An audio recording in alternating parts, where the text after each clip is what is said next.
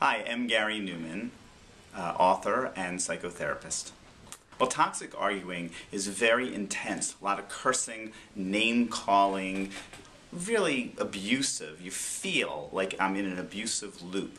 The normal arguing is when we say something really stupid, we wish we wouldn't say it, we immediately realize it was nasty and terrible to say, and we all kind of recoil, and then we're quick to apologize or separate.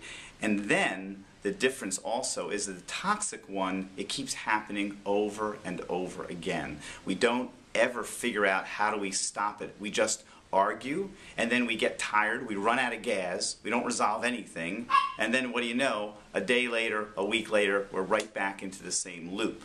People who have these fights, they deal with it, and in dealing with it, they might not know how to get rid of it completely, but at least they feel a little better. There's been some apologies made.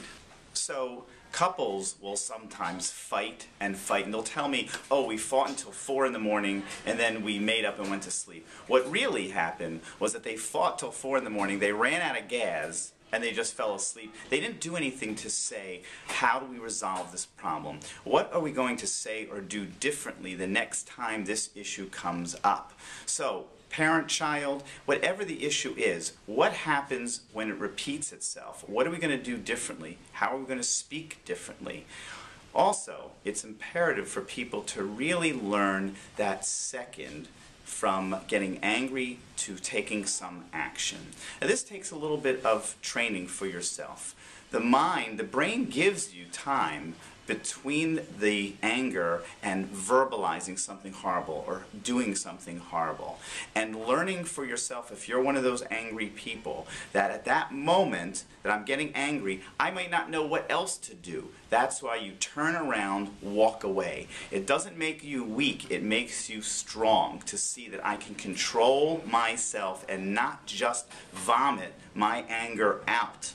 That is imperative. Then you collect your thinking, you come back, then if you can speak in a way that's sensible, you know something? The person is really going to listen to you. One of the fantastic mistakes that angry people make is that they think if they spew out their anger, the other person will have to listen. The fact is, when somebody attacks you angrily, the last thing you're doing is listening. You're just defending and you're shooting attacks back.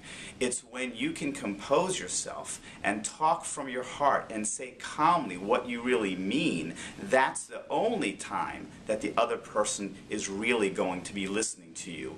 Then you'll get what you want done. You'll be heard from the other person. That's the way you change and you build love in your life.